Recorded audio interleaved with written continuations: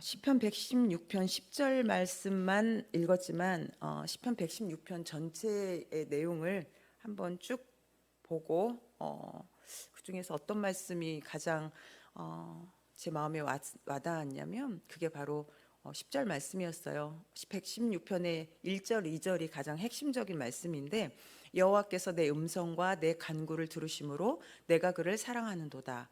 그의 귀를 내게 기울였으므로 내가 평생에 기도하리라. 이 말씀이 116편의 가장 중심적인 메시지죠.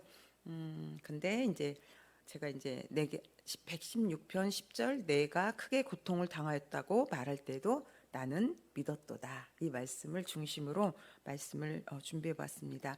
세 번역에 보면은 뭐라고 나왔냐면 내 인생이 왜 이렇게 고통스러우냐라고 생각할 때에도 나의 믿음은 흔들리지 않았습니다라고 번역돼 있더라고요. 어느새 결혼한 지 만 30년이 됐어요. 이제 30년이 지나서 30주년이 지나고 이제 흘러가고 있는데 과거를 이렇게 돌아보니까 젊은이의 신앙으로 정말 죽으면 죽으리라 하고 살았던 그 신앙의 생활, 예수님을 어떻게 하면 우리 부모님이 예수님을 믿을 수 있을까? 우리 가족이 어떻게 하면은 온 가족이 다 구원받을 수 있을까? 오로지 그 하나의 목적을 가지고 정말 가족 구원에 정말 사활을 걸었다 그러죠. 그렇게 정말 지냈던 것 같아요. 그랬는데 그렇게 전투적인 삶을 살다가 결혼을 딱 했는데 너무나 삶이 평안하고 고요했어요. 그렇게 아이들을 양육하며 부교육자의 아내로 지냈습니다. 삶이 하루하루가 전쟁과 같았던 삶을 살다가 고요한 삶을 산다는 것은 생각보다 좀 어렵더라고요. 사람이 무기력해지는 것 같고 과거에는 막 전투적인 어떤 그런 하나님과 일대일의 싸움, 막 사탄과의 싸움, 막 사람들과의 그 사탄이 통해서 나를 흔들어서 넘어뜨리려고 하는 무수히 많은 그런 일들을 깨어있지 않으면 바로 넘어지는 그런 전쟁터에서 신앙생활을 하다가 너무나 고요하고 편안하고 남편의 절대적인 지지, 또 순한 아이들, 뭐 그 부교육자로 있으면서 그 교회 안에 있는 성도님들의 사랑, 담임 목사님과 사모님으로부터도 사랑을 받았던 참 고요했다라고밖에는 제가 그때를 돌이켜 보면 고요했다라는 표현이 가장 맞는 것 같아요. 그런데 그때는 저 자신과의 싸움이었어요. 그 누구도 저에게 무엇을 요구하는 것도 없었고 무엇을 더 하라고 하는 것도 없었어요. 근데 저 자신이 어떻게 하면 하나님 앞에 이 과거의 그 하나님 앞에 그 뜨거웠던 것을 유지할 수 있을 것인가? 그거를 놓고 참 몸부림을 쳤는데 결국은 그게 유지가 안 되고. 근데 그것도 또 감사잖아요. 늘 전쟁터에 살면 사람이 얼마나 살다가 가겠어요. 그냥 얼마 못 살고 죽었을 텐데. 이러한 고요한 시간을 또 주심으로 재충전하시게 하셨던 하나님의 그 은혜. 그런데 또 그 당시에 고요한 시간에 그 외적인 환경에서는 그 누구도 나에게 뭐라고 하는 사람은 없었지만 그때도 잘 살은 줄 알았거든요. 근데 지금 뒤돌아서 이렇게 보니까 그 당시에 참 미성숙한 저 자신을 봐요. 그래서 하나님 앞에 내가 좀 다른 사람보다 더 괜찮은 사람인 것처럼 생각했던 그런 교만함도 있었고 남편이 전도사였고 목사였음에도 불구하고 그 말에 귀를 기울이고 순종하고 따르려고 했던 것보다는 나의 신앙을 내가 받은 은혜를 내가 받은 하나님으로부터의 그 감동을 더 소중하게 생각해서 남편을 좀 몰아붙였던 그런 시간들이 이렇게 회상이 되더라고요. 그러면서 하나님 앞에 이제 기도를 하는데 왜 과거를 돌아보다 보면 말로도 어떤 글로도 어떻게 형용할 수 없는 시간들이 있잖아요. 내 의지, 내 기도라고 생각하고 내가 했다란 나라는 존재를 감히 내세울 수 없을 만큼 뭘로 표현할 수 없는 시간들이 있더라고요. 그 시간들은 바로 전적으로 사람들은 세상 사람들은 그걸 행운이라고 얘기를 하잖아요. 근데 돌아보니까 그 시간 정말 엄청난 하나님의 은혜가 내 삶에 가득했구나라는 것을 깨달아 보았습니다. 두 아이를 키우다 이제 키웠고 이제는 이제 장성해서 각자의 삶을 살고 있잖아요. 두 아이를 이렇게 지켜보면서 하나님께서 이 아이들을 어쩌면 이렇게 이 아이들을 있어야 할 자리에 이렇게 있게 하셨을까라는 생각을 하면서 이 또한 또 하나님의 은혜구나. 제가 무엇을 막 하려고 했고 무엇을 가르치려고 했고 무엇인가 내가 괜찮다고 생각해서 큰 아이를 아주 그냥 율법적으로 굉장히 이렇게 이 아이를 내가 바르게 믿었던 대로 키우려고 했던 그 요한이는 자유롭지 못한, 어딘가 좀 눌려 있는 그런 모습들을 볼 때, 오히려 아무것도 할 수 없었던, 두 손 두 발 다 들고 하나님 앞에 항복하고, 우리 아이한테도 그 어떤 것조차 푸시 한번 제대로 못하고 그냥 기도만 해야 했던 주한이를 보면, 아무것도 하지 못하고 두 손 들고 키운 주한이가 훨씬 더 하나님 안에서 은혜를 누리며 사는 것을 볼 때, 이 세상에 과연 정답이 있을까? 이 세상에 과연 우리가 옳다고 믿고 살아왔던 그것이 진짜 옳은 것일까? 그런 생각들이 문득 들더라고요. 이제 나이가 드나 봐요. 자꾸만 이런 생각들이 드는 거 보니까. 시편 116편은 기도 응답의 시예요. 1절에서 12절은 11절까지, 또 12절에서 19절 두 부분으로 나누는데, 1절에서 12절은 극심한 고통 중에서 부르짖는 그 기도에 응답하시는 하나님에 대한 내용이고요.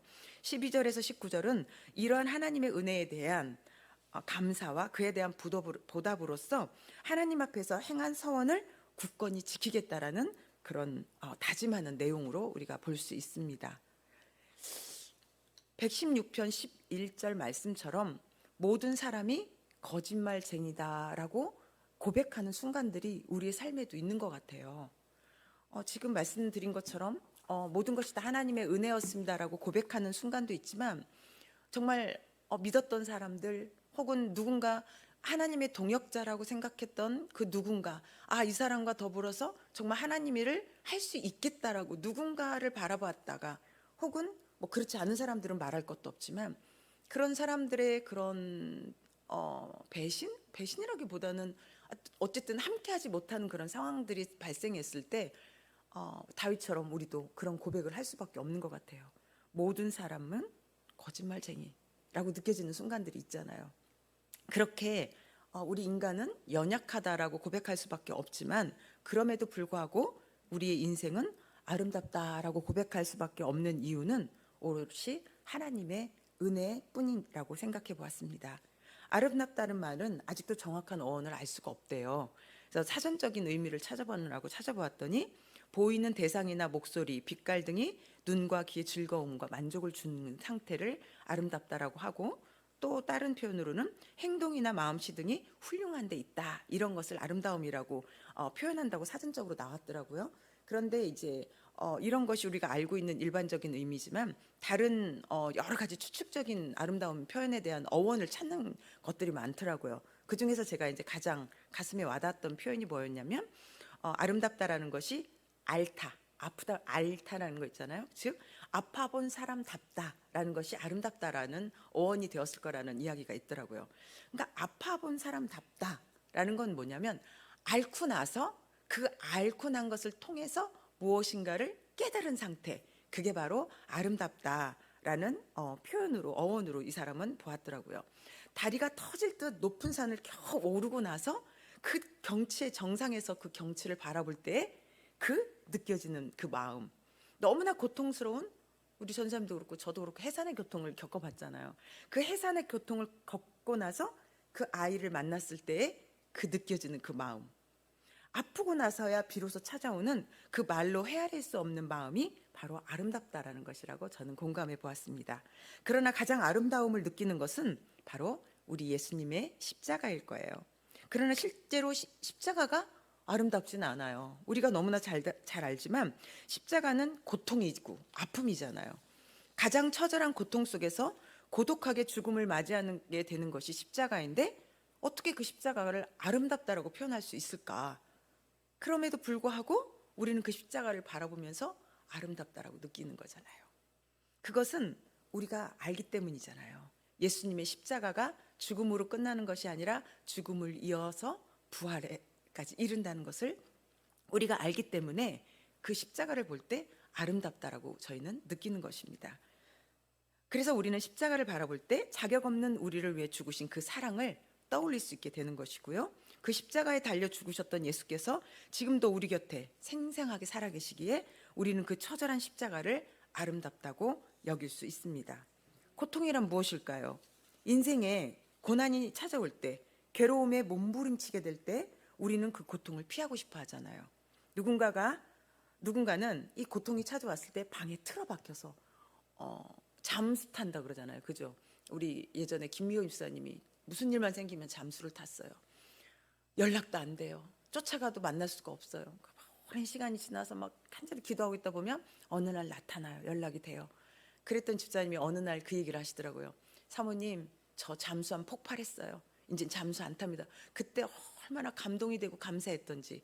그러니까 막 힘들면 잠수를 타버리는 사람들도 있어요. 또 누군가는 약을 먹어요. 너무 힘드니까. 저는 이제 몸살 기운이지만 쌍화탕에 의존한다고 전에 고백을 했잖아요. 뭐 이런 몸살에 의한 거지만 어떤 사람은 뭐 마약에 손을 대기도 하고 담배를 피기도 하고 술을 마시기도 하고 그 외에 진정제를 먹는다든가 뭐 어쨌든 그런 약물을 손에 대는 사람도 있고, 누군가는 오히려 더 열심히 정신없이 자신을 괴롭히면서 학대하듯이 일에 더 몰두함으로 그것을 잃어버리려고 하는, 외면하려고 하는 사람들도 있을 것입니다. 그런데 오히려 그 고통을 갈망하는 사람들이 있죠. 누굴까요? 나병 환자들. 나병 환자들은 곧 피부가 썩어 문드러지는 병에 걸린 거잖아요. 그래서 고통을 못 느낀다는 것은 죽어간다는 건데, 고통을 느낀다는 것은 새살이 생겨나는 것이고 살아나는 거잖아요. 그러니까 고통이 느껴지는 것은 그 몸이 회복되었다는 것이기 때문에 그들은 오히려 고통을 더 환영하고 오히려 갈망한다고 해요. 고통이란 너무나도 괴로운 것이지만 동시에 우리가 살아있다라는 증거일도 되는 것입니다. 살아있기에 아픔을 느끼고 살아있기에 괴로움도 느끼는 것이고, 그리고 그 괴로움과 고난을 넘어섰을 때 우리는 아까 제가 말씀드렸던 아름다워진다라고 표현했던 것처럼 우리는 아름다워지는 것이 아닐까 싶어요. 십자가 없이는 부활이 없듯이 고통 없이는 출생이 없고, 엄마도 아이를 낳기 위해서는 고통이 있지만 아이도 이 세상에 태어나기 위해서 엄마의 그 작은 자궁을 뚫고 나와야 할 때 얼마나 고통스럽겠어요. 그렇게 고통을 통과한 아이들이 출생을 하는 거고, 고난이 없는 삶은 삶이 아니라는 거예요. 그러므로 우리의 고통에는 생명이 담겨져 있는 것을 우리는 기억해야 합니다. 우리 그리스도인에게는 죽음이라는 가장 큰 고통마저 부활로 향하는 한 과정이 되는 거잖아요. 지금 우리가 당하는 고난 뒤에는 어떤 아름다움이 펼쳐지게 될까? 하나님은 우리의 이 고난을 통해 어떤 일을 이루실까라고 우리가 생각해 본다면 지금 당하고 있는, 우리가 느끼고 있는 우리 삶 가운데 고난이 좀 다르게 느껴질 거라고 믿습니다. 하나님께서 사랑하시는 우리에게 이 모든 것이 합력하여 선을 이룬다고 지난번에 말씀하실 때 제가 말씀을 나눴잖아요. 우리에겐 고난도 고통도 아름답게 하나님께서 만들어가게 하실 거라는 것을 기대합니다. 당장의 아픔은 물론 괴롭지만 우리가 관점을 바꿀 수만 있다면 오늘의 시편 말씀, 기자의 말씀처럼 너무나 고통스러운 중에도 믿음을 잃지 않을 수만 있다면 우리는 결국 아름다워지는 그 순간을 마주하게 될 것입니다. 오히려 저는 아픔을 누리라고 이야기하고 싶어요. 전에 이병헌 목사님이 저한테 맨날 그러셨어요. 즐겨. 문제가 이제 생겨서 제가 막 울면서 기도하면 참, 왜 그러냐. 고난을 즐겨. 파도를 즐겨. 파도가 있고 그 바람이 불어야 배가 앞으로 가는 거야. 왜 그러니? 즐겨라. 그 말씀을 하실 때는 너무 원망스러웠어요. 그때는 너무나 힘이 들어가지고 머리는 아는데 그게 안 됐거든요. 근데 오늘 말씀 주면서 그때 하셨던 말씀이 기억이 나더라고요. 아픔을 누려라. 주님께 그 아픔을 토로하고 우리의 기도 가운데 주님께서는 십자가도 감당할 수 있는 그 힘을 우리에게 주실 거라는 그런 새로운 믿음이 제 안에 넘쳐났습니다. 저와 우리 전도사님, 우리 목사님, 우리는 우리 각각의 삶의 모양들과 문제들을 많이 공유하고 있죠. 우리 전도사님의 과거의 삶도 참 고난, 그저 그 누구 앞에서도 너 어디다 대고 감히 이렇게 할 정도로 전도사님의 삶도 참 고난이라고 표현할 수밖에 없는 그런 삶이 있었고, 우리 유 목사님도 어렸을 때 그 어린 나이에 엄마를 잃어버리는 어마어마한 고난, 사실은 상상할 수 없는 그런 거지만 그러한 고난을 넘어서 그렇기 때문에 다른 사람의 고통을 잘 포용할 수 있는, 그래서 다른 이들에게 무엇인가를 강요하고 푸시를 가는 것이 아니라 말없이 참아주고 알면서도 기다려줄 수 있는 그런 여유로움이 있는 게 아닌가. 저는 그게 안 됐던 사람이기 때문에 어렸을 때부터 그냥 천방지축 그냥 그야말로 말괄량이처럼 그렇게 하고 싶은 대로 했고, 전에도 우리 아이들한테 참 미안하다고 하면서 했던 것이, 저는 제가 뭔가를 하고 싶은데 돈이 없어서 안 한 건 없어. 제가 의욕이 없어서 안 했지. 부모님이 뭔가를 하고 싶다라고 하면 그것이 부모님이 걱정되는 일이 아닌 이상은 다 지지해 주셨어요. 그러니까 결혼하기 전에 삶을 돌이켜 보면 뭐 크게 제가 예수를 믿기 전에는 그 연약한 낮은 자존감과 그 부족한 제 인격 때문에 이 땅에서 살아야 될 소망을 못 찾았던, 삶의 이유를 못 찾았기 때문에 저 자신과의 문제였고, 예수님을 만난 이후에는 나의 이제 살아야 될 이유는 찾았는데, 이 하나님의 말씀과 하나님이 원하시는 뜻은 알겠는데 그 인격체가 다듬어지지 않았기 때문에 말씀대로 사라지지 않는 것에 몸부림치면서 싸웠던 시간들이었기 때문에 크게 아버지 엄마로부터 지지받을 수 있는 환경이었음에도 불구하고 뭔가 새롭게 도전하거나 그렇게는 하지 않았던 것 같아요. 그렇기 때문에 그 큰 고통, 고난 앞에 아름다워질 수 있는 시간이 제 안에는 없었던 것 같아요. 그래서 하나님께서 개척을 하고, 개척을 통해서 스쳐 지나갔던 많은 사람들을 통해서 저를 깎아시고 또 깎고 그런 과정을 겪게 하셨고, 또 지금에 오기까지, 지금도 아직도 깎여 나가는 중이지만 가장 컸던 아름다워지는 과정 속엔 우리 작은 아이 주한이를 이 땅에 보내주신 하나님이 너무 감사해요. 이 아이가 없었다면 저는 많은 사람들을 품지 못했을 것 같아요. 굉장히 정죄하고 판단하고, 너 왜 그래? 기도하면 되는데 왜 너 나와서 하나님 앞에 붙잡지 못하고, 그렇게 할 수 없는 상황이 있었다라는 것도 이해하지 못했을 것 같고, 열심히 믿음 생활하지 못하는 사람들을 단죄했을 것 같아요. 제 성격상 그동안 살아왔던 저의 모습을 보면. 그런데 주한이를 키우면서, 주한이의 모습을 보면서 하나님 앞에 기도하면서 제가 깨달았던 거는, 이 나의 이 부족한, 이 모난 나의 인생의 그 파도를 허락하셔서 나를 깎아 나가는 그곳에 우리 아이를 사용하셨구나. 우리 주한 입장에서는 좀 억울한 부분일 수도 있지만 그 아이를 향한 또 하나님의 계획하심이 있기 때문에 이런 고백도 할 수 있게 되는 것 같아요. 그래서 누가 그런 이야기를 하더라고요. 인생에는 중량, 그 고난의 중량의 그 법칙이 있다. 일정 항상 젊었을 때 고난이 있으면 어, 나이가 먹었을 땐 좀 덜하고, 젊었을 때 평안하면 나이 먹었을 때 좀 고난이 온다라고 인생은 공평하다는 표현을 하던데, 그렇게 고난을 우리가 하나님이 주시는 아름다움에 성장하는, 인격의 성숙함으로 달려가는 그런 과정으로 본다면 곧 지금 말씀하신 것처럼 아픔을, 고난을 누리고 즐길 수 있는 우리의 삶이 될 것 같아요. 그래서 우리 전사님도 그렇게 위로해드리고 싶고, 우리 목사님도 그렇게 위로해드리고 싶고, 저 자신에게도 하나님께서 아름답게 만들어주시는 이 시간들, 우리 인생은 하나님께서 결국은 이유 없이 그냥 흘러가게 하시는 것은 없을 것이라고 믿기 때문에 우리는 매일매일 과거를 돌아보고 오늘을 쳐다보고 또한 미래를 기대하며 우리 인생은 아름답다라고 고백할 수밖에 없는 우리들의 삶이 되기를 간절히 축원드립니다. 기도하시겠습니다. 내가 크게 고통을 당하였다고 말할 때에도 나는 믿었도다라고 고백한 시편 기자의 고백처럼, 하나님, 우리 삶 가운데 내가 뜻하지 않은 그런 여러 가지 문제들을 만났을 때에도 우리는 하나님을 믿을 수 있는 시편 기자의 믿음을 우리가 본받길 원합니다.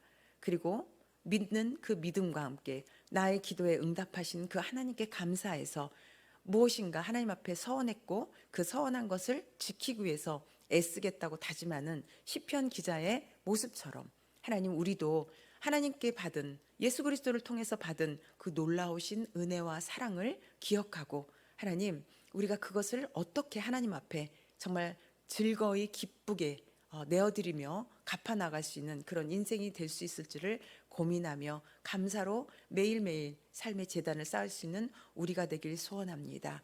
하나님, 환경을 바라볼 때, 주변에 있는 누군가를 바라볼 때는 우리는 참 마음이 넉넉해지지 못하는 것을 고백합니다.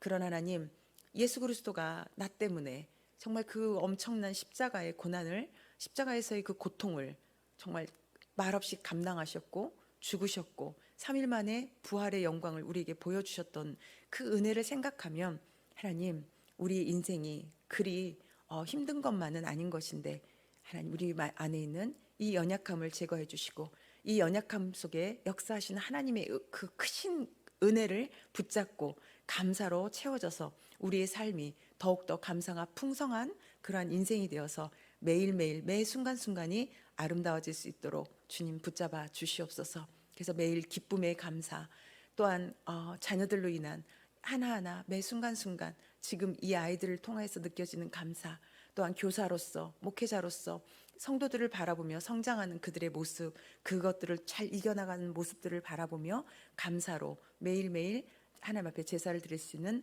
우리들이 되게 도와 주시옵소서. 우리가 이제 주님을 부르며 기도할 때 하나님, 우리가 공동 제목을 가지고 또한 기도할 것이고, 또한 우리 각자의 기도 제목을 가지고 하나님 앞에 아뢰 것입니다.